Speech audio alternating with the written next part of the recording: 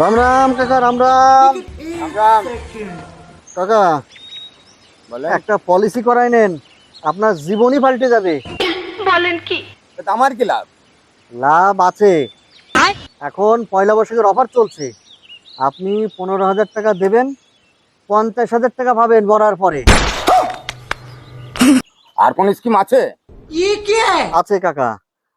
এখন পয়লা বৈশাখের bumper offer, 50,000 টাকা দেবেন, আপনি মরার পরে 1 কোটি টাকা পাবেন। আরে ভাই শোনো, বেঁচে থাকলে কি পাবো সেটা বলেন। अरे कहना क्या चाहते हो? আরে দাদা, বেঁচে থেকে কেউ কিছু পায়? আপনার পাড়ার লোক আপনাকে সম্মান দেয়? না দেয় না। বাড়ির বউ সম্মান দেয়? না।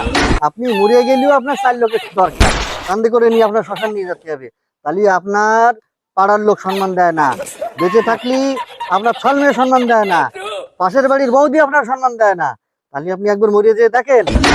তাহলে আপনার বউ কালকেই দেখবেন মরিয়ে যাওয়ার পরে একদম সেই কুতি কুতে কান্নাকাটি করবে।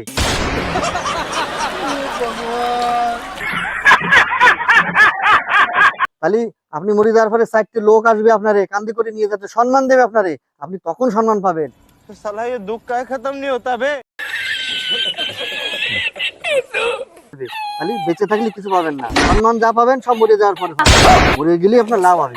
বুঝতে পারছেন কাকা? চিন্তার কোনো কারণ নেই। তাহলে আপনি পয়লা বৈশাখের অফার চলছে, তাহলে এটা করাই দিই, বুঝলেন?